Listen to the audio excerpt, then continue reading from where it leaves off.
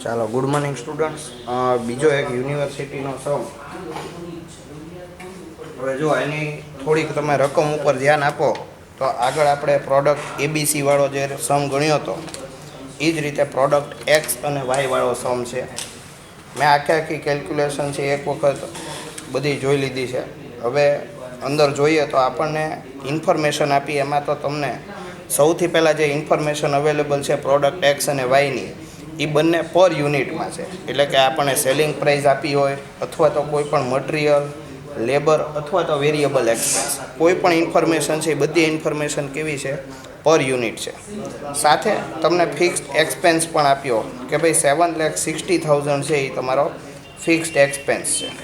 પછી આગળ તમને કીધું if material is key factor then maximum availability of raw material is 40,000 kilogram. જો અહીંયા આગળ આપણે ક્લેરિફાઈ કરી દીધું કે તમારું કી ફેક્ટર છે એ આપણું રો મટીરિયલ અથવા તો ડાયરેક્ટ મટીરિયલ છે. પછી આગળ તમને કીધું કે મેક્સિમમ તમે પ્રોડક્શન કરી શકો કોઈ પણ પ્રોડક્ટનું તો એ 8,000 યુનિટ્સ છે. એટલે કે પ્રોડક્ટ એક્સ અથવા વાય, તમે કોઈ પણ પ્રોડક્ટ હોય તમે મેક્સિમમ કઈ પ્રોડક્ટનું તો કે 8,000 યુનિટ છે. પ્રોડક્ટ એક્સ બનાવો તો પણ મેક્સિમમ 8,000 થશે અને પ્રોડક્ટ વાય બનાવો તો પણ મેક્સિમમ 8,000 થશે. એટલે આગળ તમને કીધું કે to earn maximum profit what should be the units produce for both the products. Okay, તો સૌથી પહેલાં આપણે શું કરી નાખ્યું તો કે આ જે ઇન્ફોર્મેશન છે એમાંથી આપણે પર યુનિટ કોન્ટ્રીબ્યુશન છે એ ફાઇન્ડ આઉટ કરી નાખ્યું. હવે જોઈએ તો અહીંયા આપણે પ્રોડક્ટ એક્સ અને પ્રોડક્ટ વાય તમને આપેલી છે.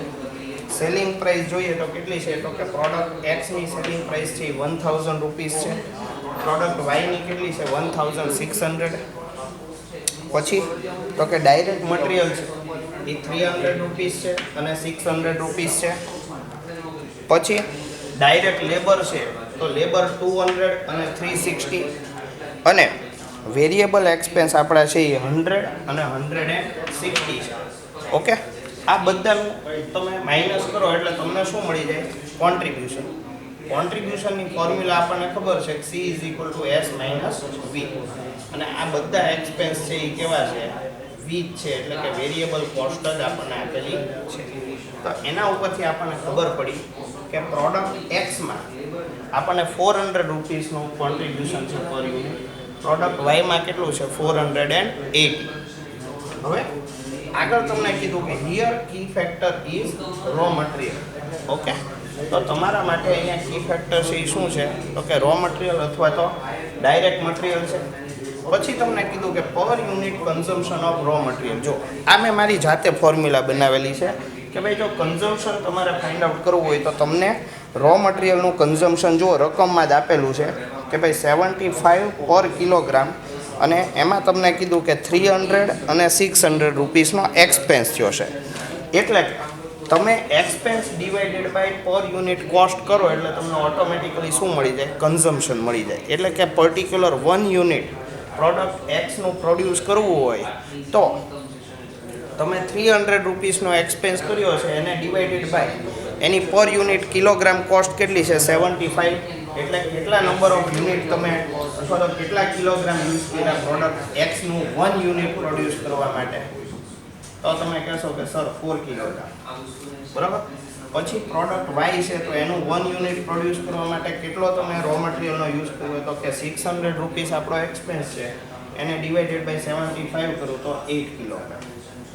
હવે આટલી માહિતી એટલા માટે આપણે ગોતેલી છે કે આપણે પર કિલોગ્રામ શેમાં કોન્ટ્રીબ્યુશન વધુ છે એ આપણે ફાઇન્ડ આઉટ કરવું છે. એટલે આગળ ફાઇન્ડ આઉટ કર્યું મેં શું કર્યું તો કે પર કિલોગ્રામ કોન્ટ્રીબ્યુશન જોઈએ તો આપણને પર કિલોગ્રામ કોન્ટ્રીબ્યુશન ફાઇન્ડ આઉટ કરવું તો એના માટે પણ નાની એવી ફોર્મ્યુલા બુકમાં કોઈ જગ્યાએ છે નહીં, પણ તમને થોડોક આઈડિયા આવે કે ભાઈ પર યુનિટ કોન્ટ્રીબ્યુશન લખવાનું એટલે કે 400 રૂપીસ ડિવાઇડેડ બાય પર યુનિટ કન્ઝમ્પશન તમારે લખવું પડે. પ્રોડક્ટ એક્સનું પર યુનિટ કોન્ટ્રીબ્યુશન કેટલું તો કે 400 અને એનું કન્ઝમ્પશન છે એ કેટલું છે તો કે 4 કિલોગ્રામ.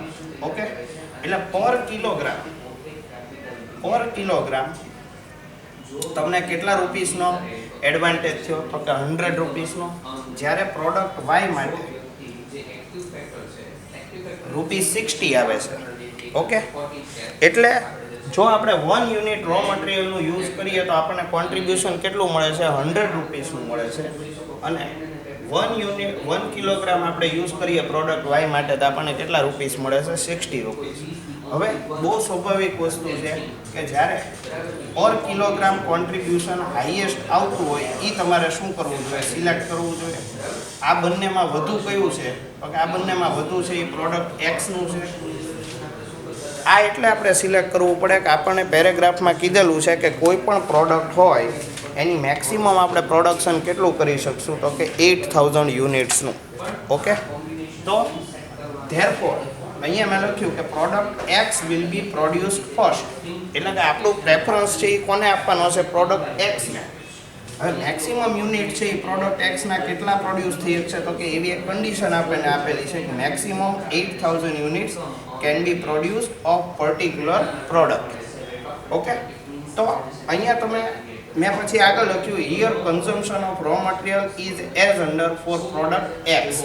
જો અહીંયા પ્રોડક્શન કોનું શરૂ કર્યું આપણે? એક્સનું. હવે ટોટલ અવેલેબલ રો મટીરિયલ આપણી પાસે કેટલું છે? તો કે ટોટલ અવેલેબલ રો મટીરિયલ છે આપણી પાસે એ છે 40000 કિલોગ્રામ. કેટલું છે? 40000 કિલોગ્રામ. એમાંથી હું સૌથી પહેલાં કઈ પ્રોડક્ટ બનાવીશ? તો કે પ્રોડક્ટ એક્સ બનાવીશ.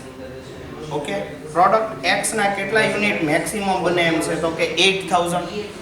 એને મલ્ટીપ્લાય બાય 4 કિલોગ્રામ કરું એટલે કેટલા થાય? તો કે 8000 મલ્ટીપ્લાય બાય 4 કિલોગ્રામ એટલે 32 કિલોગ્રામ છે એ આપણો શું થઈ જાય? તો કે આપણું કન્ઝમ્પશન થઈ જાય પ્રોડક્ટ એક્સ માટે. એટલે કે 40000 કિલોગ્રામમાંથી આપણે સૌથી પહેલાં પ્રોડક્ટ એક્સનું પ્રોડક્શન કરશું અને કેટલા કિલોગ્રામનું આપણે અહીંયા આગળ કન્ઝમ્પશન કરશું? તો કે 32000 કિલોગ્રામ. એટલે પ્રોડક્ટ એક્સના અહીંયા 8000 બની ગયા યુનિટ્સ. પછી તો કે હવે રિમેઇનિંગ યુનિટ્સ બચે એટલે કે રિમેઇનિંગ જે 8000 કિલોગ્રામ છે તો એના માટે આપણે પ્રોડક્ટ વાયનું પ્રોડક્શન કરશું. ઓકે, તો પ્રોડક્ટ વાયમાં કેટલા કિલોગ્રામ વધ્યું રો મટીરિયલ? 8000 કિલોગ્રામ. અને પર યુનિટ કન્ઝમ્પશન આપણું કેટલું છે? જુઓ અહીંયા આગળ પ્રોડક્ટ વાયનું 8 એટલે ડિવાઇડેડ બાય 8 કરીએ એટલે કેટલા નંબર ઓફ યુનિટ એમાંથી પ્રોડ્યુસ કરી શકાય? 1000 યુનિટ છે એમાંથી પ્રોડ્યુસ કરી શકાય. તો ઓપ્ટિમમ પ્રોડક્શન મિક્સ છે એ કેટલું થઈ જાય? તો કે પ્રોડક્ટ એક્સ માટે 8000 યુનિટ તમે પ્રોડ્યુસ કરશો અને પ્રોડક્ટ વાય માટે કેટલું પ્રોડ્યુસ કરશો? 1000 યુનિટ્સ. ઓકે, અંદર તમને ફિક્સ્ડ એક્સપેન્સીસ આપેલા છે. જો તમારે એક એક્સ્ટ્રા કેલ્ક્યુલેશન કરવી હોય તો તમે એનો પ્રોફિટ છે એ પણ શો કરી શકો, પણ કોઈ કરવાની જરૂરિયાત નથી કારણ કે બુકમાં કોઈ જગ્યાએ કરતા નથી. નહીંતર આ પ્રમાણે તમે મલ્ટીપ્લાય બાય સેલિંગ પ્રાઇસ કરો અને વેરિયેબલ કોસ્ટ કરો તો ગણતરી કરીને એની ઉપરથી પ્રોફિટનું સ્ટેટમેન્ટ પણ બનાવી શકાય. પણ બુકમાં કોઈ જગ્યાએ એ બધા બનાવતા નથી એટલે આપણે પણ એ બનાવવાની રિક્વાયરમેન્ટ રહેતી નથી. બાકી આટલી માહિતી ઉપરથી તમે આટલું કન્ક્લુઝન આપી શકો કે પ્રોડક્ટ એક્સના 8000 યુનિટ બનાવો અને પ્રોડક્ટ વાય છે એના 1000 યુનિટ બનાવો એટલે તમારું કામ છે એ શું થઈ જાય? પૂરું થઈ જાય. તમારે નીચે એક સજેશનની એક નીચે આપણે જે પણ એક્સપર્ટ એડવાઇસ આપીએ છીએ એ આપી દેવાની કે જો આ રીતે તમે પ્રોડક્શન મિક્સ કરો છો તો આ તમારું સૌથી ઓપ્ટિમમ પ્રોડક્શન મિક્સ છે કે જેના ઉપરથી આપણને મેક્સિમમ પ્રોફિટ છે એ અર્ન કરી શકાય છે.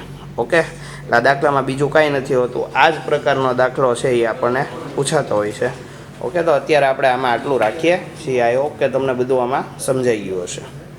ઓકે, એક વખત જોઈ લ્યો તમે, એક વખત કેમેરો સેટ ઝૂમ કરીને જોઈ લઈએ એટલે કદાચ કોઈને કાંઈ જોવામાં તકલીફ હોય. આ સૌથી પહેલો પોર્શન. ઓકે, એના પછી પર યુનિટ મટીરિયલનું કન્ઝમ્પશન, એના પછી પર કિલોગ્રામ કોન્ટ્રીબ્યુશન ફાઇન્ડ આઉટ કર્યું અને છેલ્લે આપણે આજે કેલ્ક્યુલેશન કરીએ. ઓકે,